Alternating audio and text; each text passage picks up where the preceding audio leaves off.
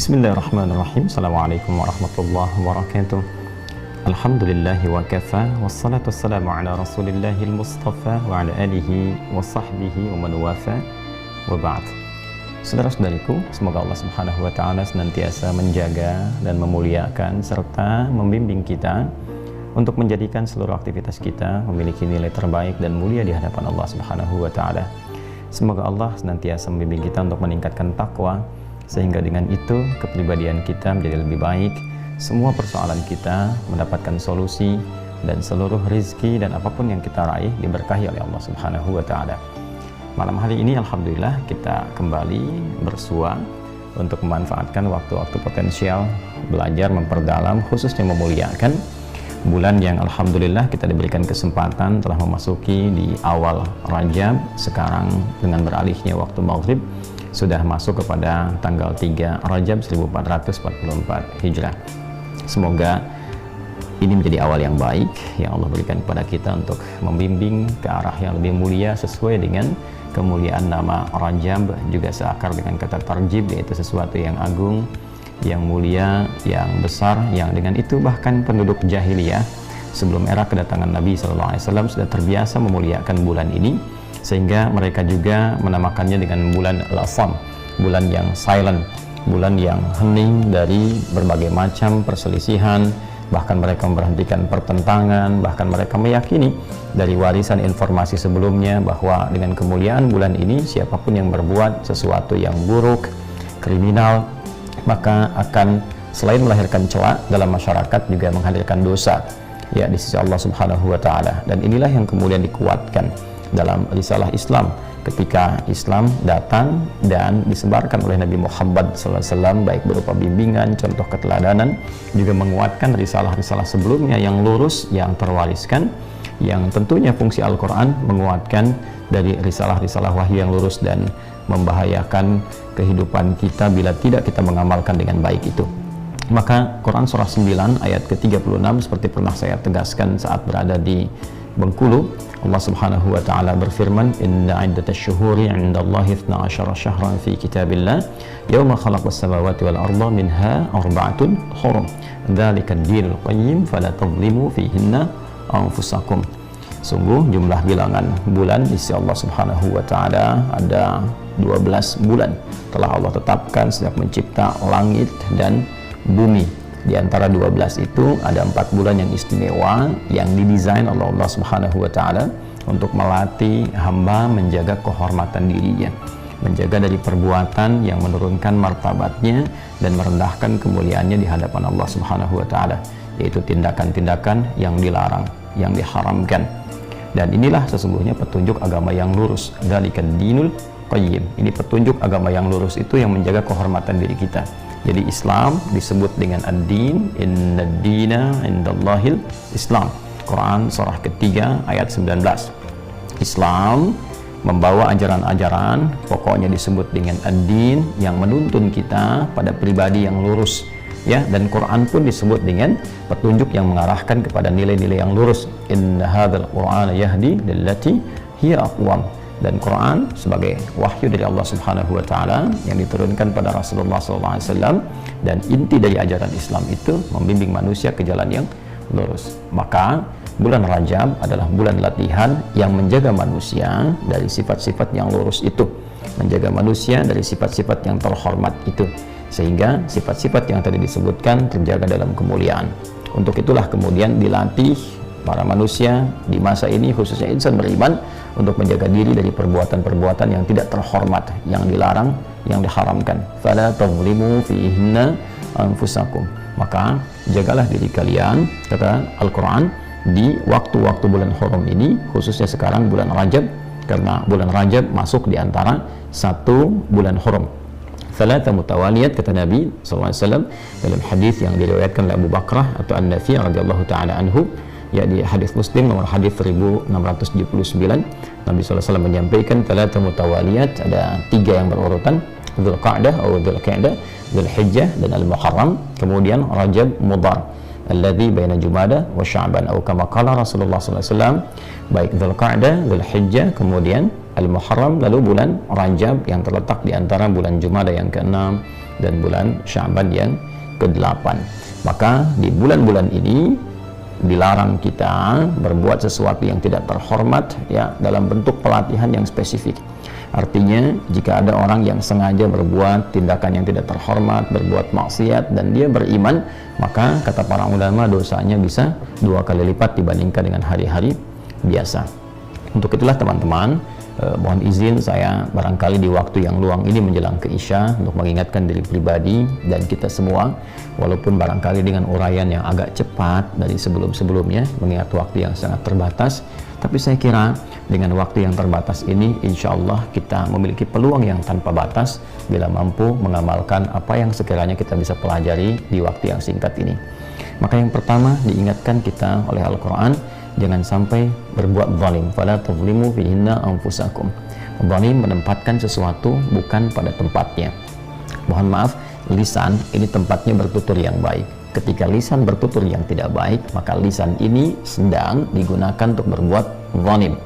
Karena itu ada larangan-larangan dalam Al-Quran agar lisan ini tidak digunakan berbuat sesuatu yang tidak benar. Larangan misalnya mencela, larangan gosip, larangan buat hoax, larangan saling berselisih, larangan berkata-kata yang kotor. Ya ayyuhalladzina amanu la yaskhar qaumin qaum. Hai orang-orang yang telah merasa beriman pada Allah Subhanahu wa taala, jangan gunakan lisanmu untuk mencela. Jangan saling mencela. Karena saat mencela itu perbuatan zalim terhadap lisan. Fala tazlimu fihinna anfusakum. Di waktu-waktu itu, di bulan-bulan hurum itu, berlatihlah mengendalikan semua bagian tubuhmu agar tidak berbuat zalim. Fungsi lisan diperintahkan oleh Allah untuk berkata yang baik. Ketika lisan digunakan pada yang tidak baik, artinya zalim. Nabi SAW bersabda, "Man kana yu'minu billahi wal yawmil akhir falyaqul khaira aw liyasmut." Siapa yang masih merasa beriman pada Allah dan Rasulnya, hendaklah ia berkata yang baik-baik, tak mampu dia diam. Artinya ketika lisan digunakan berkata yang tidak baik, dia sedang berbuat zalim. Mata fungsinya menatap yang baik-baik. Ketika yang ditatap itu tidak baik, maka palingkan. Qul lil mu'minina yaghuddu min absarihim. Katakan pada pria-pria yang beriman, hendaklah yang memalingkan pandangannya dari yang tidak baik. Mafhum mukhalafahnya, pengertian terbaliknya, mata hanya dibolehkan memandang yang baik saja. Ketika yang dipandang tidak baik, maka itu adalah perbuatan yang zalim. Tahan. Demikian sampai ke ujung kaki, seperti pernah kita ulas juga. Jadi dari ujung kepala sampai ujung kaki, di bulan ini kita diminta oleh Allah berlatih mengendalikan semua bagian tubuh kita dari tindakan-tindakan kontraproduktif yang tidak berkesesuaian dengan fungsi bagian tubuh ini yang hanya boleh digunakan pada yang baik-baik. Nah, untuk itulah kemudian banyak sekali para ulama memberikan petunjuk kepada kita, bahkan untuk memohon kepada Allah, berdoa dengan khusyuk, sehingga di awal-awal bulan Rajab dan bulan-bulan hurum yang lainnya ini kita diberikan kekuatan oleh Allah untuk mampu berlatih, karena tidak mudah mendapatkan kesempatan istimewa ini. Ada beberapa hadis tentunya yang sampai kepada kita, walaupun memang ada sebagian sanad yang bermasalah, tapi isinya itu tidak bermasalah, isinya berkesesuaian.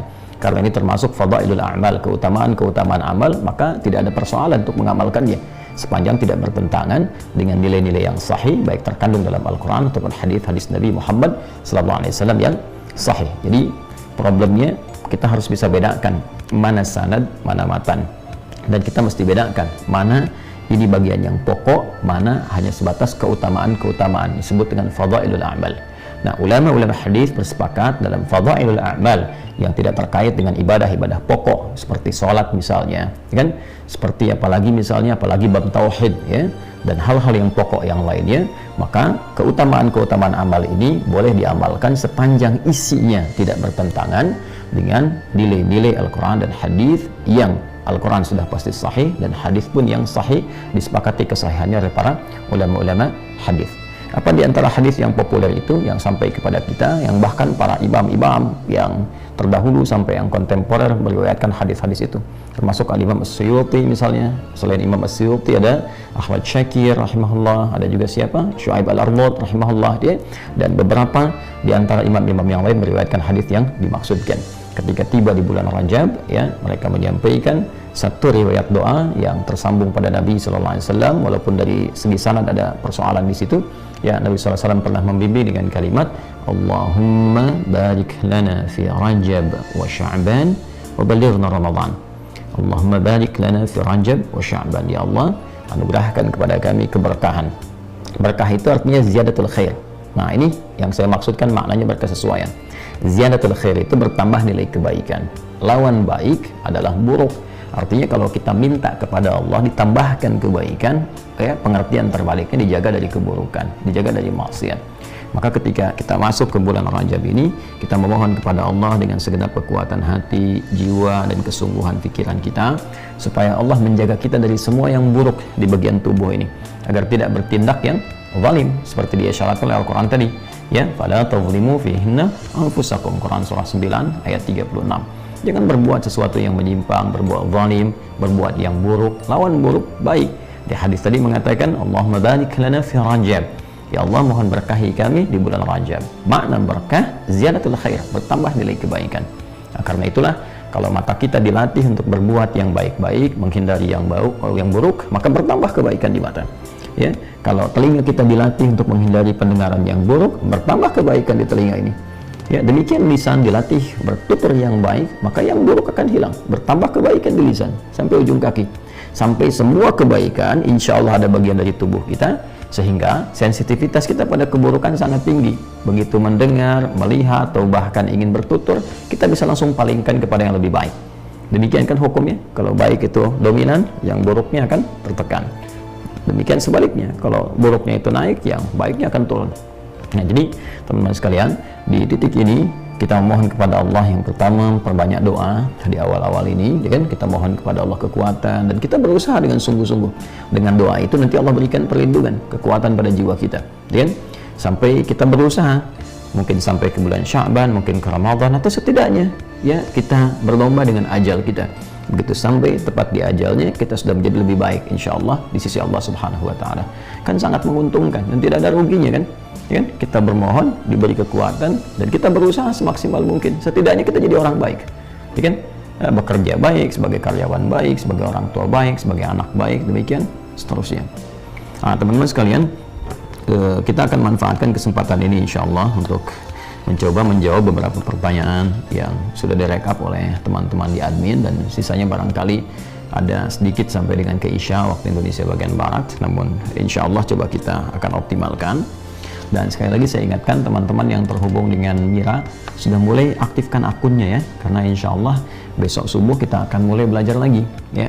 Mungkin saya akan coba apakah kita melanjutkan dulu materi yang terdahulu pernah kita bahas, atau nanti kita akan coba siapkan kurikulum persiapan-persiapan mungkin khusus ke Rajab ya. Nanti kemudian Sya'ban, nanti di Sya'ban kita belajar tentang Ramadan, sehingga insya Allah saat masuk bulan Ramadan tinggal beramal ya, tinggal ibadah, dan kita tidak menyibukkan kembali dengan mempersiapkan lagi kan, rasanya kurang sesuai kalau sudah tiba di waktunya kita masih belajar bagaimana menunaikan ibadah itu ya. Sebelum waktunya kita pelajari, di waktunya kita amalkan, walaupun di waktunya nanti kita bisa banyak menambah pengetahuan-pengetahuan yang sudah bukan basic lagi ya, bukan tentang bagaimana tarawih berapa rakaatnya lagi, tentang buka, tentang apa yang membatalkan, itu harus sudah selesai sebelum kita menunaikan Ramadannya. Baiklah teman-teman, bismillahirrahmanirrahim, kita coba lihat. Bismillahirrahmanirrahim. Ada pertanyaan dari akun Flower Hijrah. Ustadz mau bertanya, apakah diterima sholat dan ibadah orang yang suka memfitnah, mengadu domba orang lain, hingga kedua orang yang diadu domba tadi bertengkar dan memutus silaturahim? Inna lillahi wa inna ilaihi raji'un. Dan waliyadzubillah, kita berlindung kepada Allah Subhanahu wa Ta'ala dari sifat-sifat fitnah dan adu domba. Ini bahaya. Ini bahaya sekali. Bahkan Nabi tegas, Nabi SAW tegas menyampaikan dalam salah satu hadis, dan hadisnya sahih, hati-hati, la yadkhulul jannata qattatun, atau kama qala Rasulullah SAW.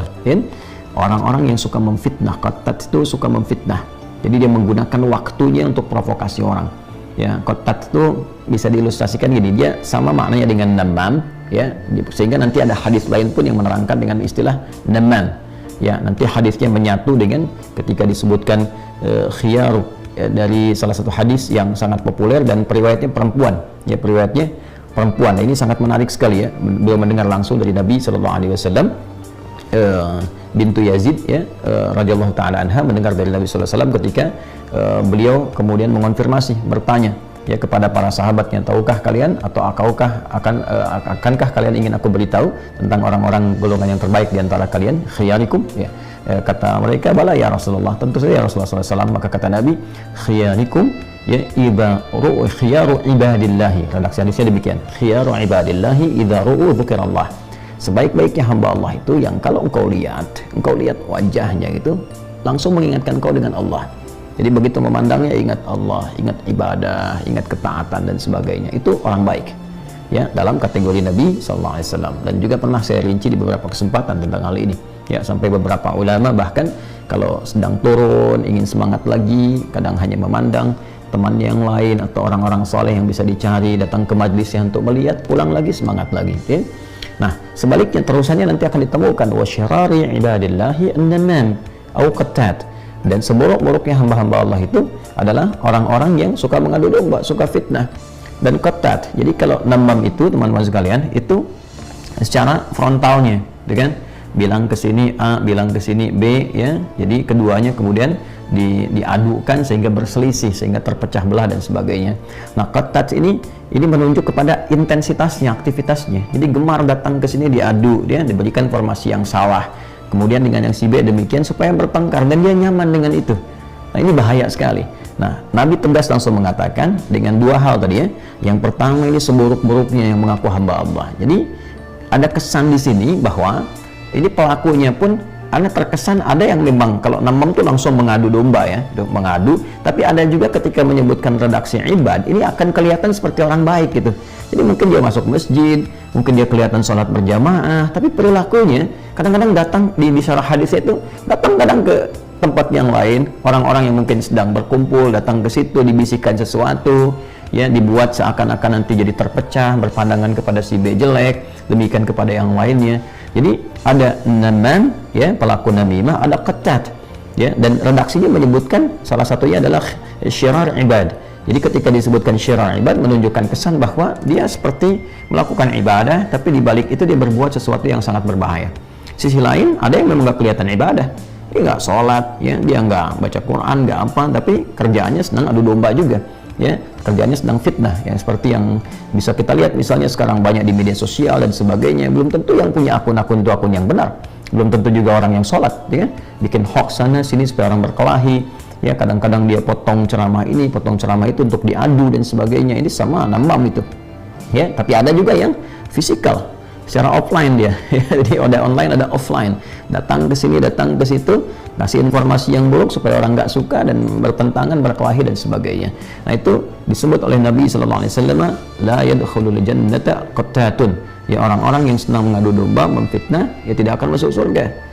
Ya, ini ketika disebutkan kalimat ini adalah kalimat kewaspadaan, ya, bukan kalimat-kalimat kita supaya menuduh si fulan tidak, tapi kalimat kewaspadaan. Kalau ada yang seperti itu, ya, kita minimal berikan pengajaran atau berikan doa, gitu kan, supaya orang itu berhenti, ya, supaya orang itu mendapatkan hidayah, ya. Kemudian juga berikan cara-cara yang baik untuk mengingatkan dengan cara-cara yang elok, gitu kan. Nah, kemudian yang kedua juga yang paling penting, orang-orang yang merasa berbuat demikian segera sadar dengan hadis itu. Artinya diminta untuk bertobat, ya, jangan memvonis diri, wah ini saya nih, ini begini nih. Nah, tidak juga, ya, segera ingatkan diri, bertobat dari itu dan perbaiki. Nah, ini repotnya pengadu domba ini, repotnya begini, kalau dia memprovokasi si fulan ke si fulan, repotnya ketika seseorang ini mulai baik dengan satu pihak, dia nggak bisa menarik yang lainnya lagi. Ini yang paling berbahaya, ya. Ini si A misalnya, kemudian berbuat buruk kepada si B dengan cara apa? Memberikan informasi yang buruk kepada siapa? Si C, si D, si F dan sebagainya. Nah, sementara yang repot ketika si A ini mulai baik dengan si B, dia nggak bisa menarik lagi nanti, atau tidak mudah menarik kepada si C, si D, si E, si F yang telah disebarkan informasi yang buruk itu. Itu yang paling berbahaya, ya, itu yang paling berbahaya. Nah, yang agak repot itu yang demikian, sehingga menyebar banyak dosanya, dibicarakan satu dengan yang lainnya, dan menjadi dosa yang terus terakumulasi. Ini yang menyebabkan seseorang sulit sekali mengimbangi amal soleh yang dia kerjakan. Ya, kan di hadis Muslim jelas kan, riwayat Abu Hurairah radhiyallahu taala anhu, ketika seseorang itu sholat mencela orang lain, ya, wasyatama hadza, mencela orang lain, pahala sholatnya langsung ditimpakan kepada orang yang dicela itu. Nah, ini sekarang orang ini membuat fitnah ke banyak orang, ya, lewat banyak orang kepada si fulan A, sudah otomatis pahala dia pindah, setelah dia sholat dia fitnah, pindah pahalanya kepada yang difitnah, sedangkan dia nggak bisa nutupin yang lainnya. yang telah diprovokasi itu yang paling bahaya. Ya, karena itu kalau ada pertanyaan di sini, apakah sholatnya diterima? Pertama, Allahu a'lam bis-shawab dalam penerimaan itu. Ya, Allahu a'lam bis-shawab. Sekalipun misalnya diterima, tapi hadisnya menjelaskan ketika jatuh dia penerimaannya itu ditransfer kembali kepada orang yang difitnahnya. Ya, itu jelas hadisnya. Nabi SAW bertanya, "Tadruna al-muflis, tahukah kalian orang yang bangkrut itu?" Ya, sahabat menjawab, "Ya al-muflisu fina ya Rasulullah, ma la dirham lahu wa la mata'." Ya Rasulullah, menurut kami orang yang bangkrut itu orang yang sudah tidak punya uang 1 sen pun, tak punya aset sedikit pun. Maka kata Nabi SAW, "Al-muflisu min ummati." Ada orang yang mengaku umatku bangkrut di akhirat kelak. Ya'ti yaumal qiyamati bi shalatin, dia ternyata di dunianya kelihatan suka salat, wasiyamin, kelihatan puasa, dan wa zakatin, mengeluarkan zakat, sedekah sama orang, gitu kan. Kemudian yang terjadi apa? Ya taqad syatama hadza, cuman sayang dia mencela juga orang lain. Wa qadhafa hadza, senang menuduh. Wa daraba hadza, senang berkelahi. Wa akala mala hadza, mengambil hak orang lain tanpa dibenarkan, tipu-tipu, gitu kan. Ya, kamuflase macam-macam, ngambil hak orang lain.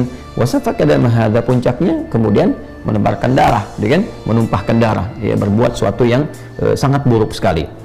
Maka dari sini apa yang terjadi? Itu khadha hadza min hasanati wa hadza min hasanati.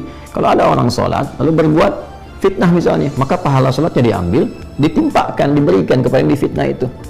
Dia puasa, tapi juga dia menuduh, maka pahala puasanya diberikan pada yang dituduh itu. Nah, repotnya nanti gini, fa in faniyat hasanatuhu, kalau habis kebaikan, ini habis di kebaikan karena ditutup pada yang tadi itu. Nggak ada lagi sisanya. Sementara ada keburukan yang menebar. Tadi yang saya sampaikan, dia provokasi si fulan, ke si ini aja belum selesai, tapi dosa yang ini udah menyebar. Maka dosa-dosa yang di sini ditimpakan kepada dia, fatuliha finnar, maka dilemparkan ke dalam neraka.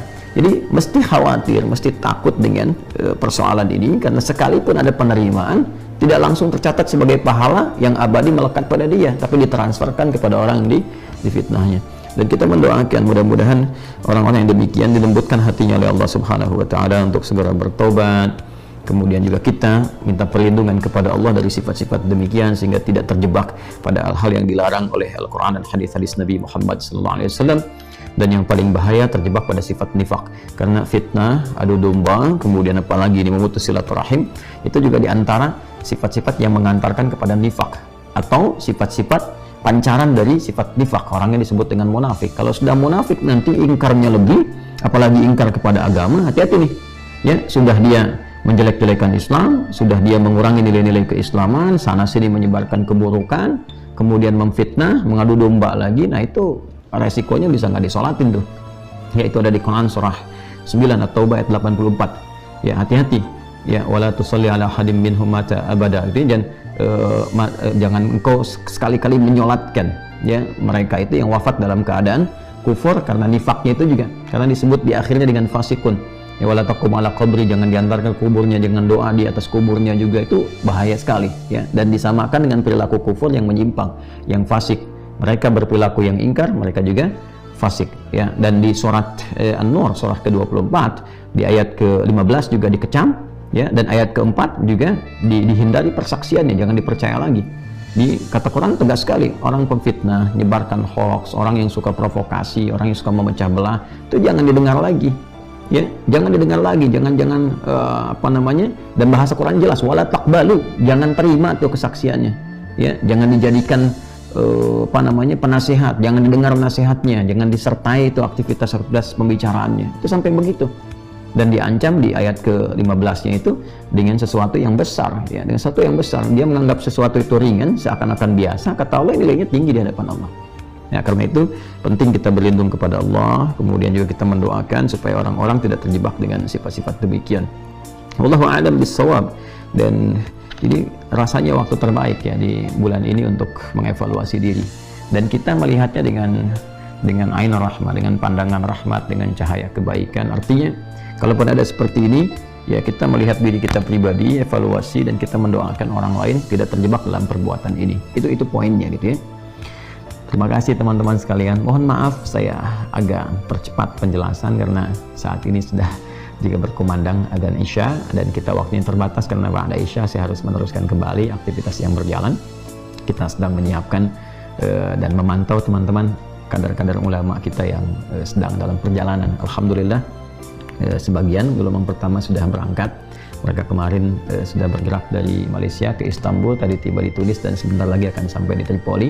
Mohon doanya, mudah-mudahan juga baik mereka ataupun yang lainnya dan saudara-saudari kita yang sedang belajar dimudahkan oleh Allah dan dirahmati serta insya Allah bermanfaat bagi bangsa, negara dan agamanya ketika kembali. Allahumma taqabbal minna innaka antas sami'ul alim wa tub 'alaina innaka antat tawwabur rahim. Rabbana atina fid dunya hasanah wa fil akhirati hasanah wa qina adzabannar. Wa sallallahu ala sayyidina Muhammad wa ala alihi wa sahbihi ajma'in. Wa akhiru da'wana subhanakallahumma wa bihamdika nashhadu an la ilaha illa anta nastaghfiruka wa natubu ilaik. Walhamdulillahi rabbil alamin. Assalamualaikum warahmatullahi wabarakatuh.